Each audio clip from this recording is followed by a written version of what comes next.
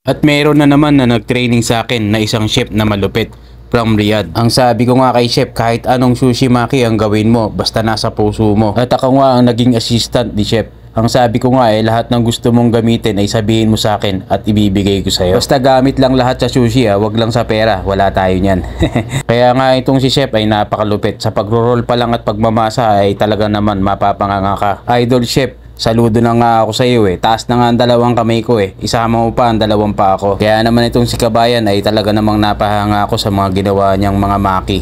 Dahil dun nga daw siya master sa may Maki Fusion. Kaya nga itong si chef ay talaga namang recommend ako sa aking amo. Pare pa nga ang chat ko at ang sabi pa nga ng aking madam ay video ko. Ay hindi niya alam ay naunahan ko na siya. Na ito nga't binibideo ko na at ibinablog ko pa. Ay siguradong mapapanood na naman niya to. Talaga namang kuhang-kuha ni Kabayan ng mga galawan na hinahanap ko. Yung bang mga sakuragi moves. At ito nga si Kabayan ay kadaming hinahanap na mga gamit ko. Ang sabi ko naman, dito ka na sigurado lahat ng gamit ay makukumpleto. At dahil isa nga siyang malupit na sushi chef, ay talaga namang baw na ako sa iyo. At todo recommend pa kita sa aking amo. Kaya nga itong si chef ay aking tinanong sa kanyang role. Bakit ganyan baka ako ang role mo? Ang sagot naman niya bakit? Sabi ko bakit nga ako ganyang kalupit ang mga gawa mo? At dahil isa nga siyang chef na malupit, kaya isa siya sa mga pinaplano kong buuin na team na kung tawagin ay Team Sakuragi. At bago nga ako magpatuloy sa aking kwento, isa-shoutout ko lang naman ang ating masisipag na mga followers. Si Annabel Natok, Lisa Paras,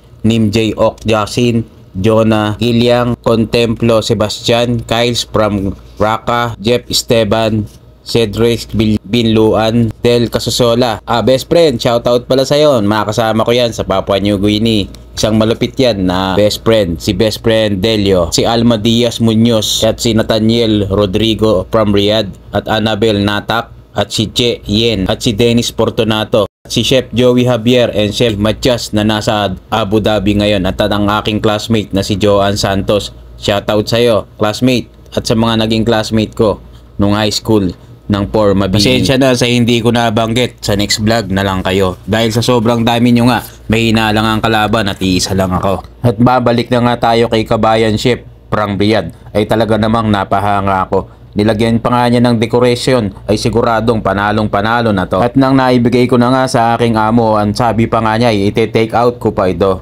Dahil sa sobrang sarap nga talaga namang napahanga niya ito. Kaya nga huwag kang mag-alala Kabayan, lagi kong ipapollow up yan sa aking amo. Yun lang, salamat.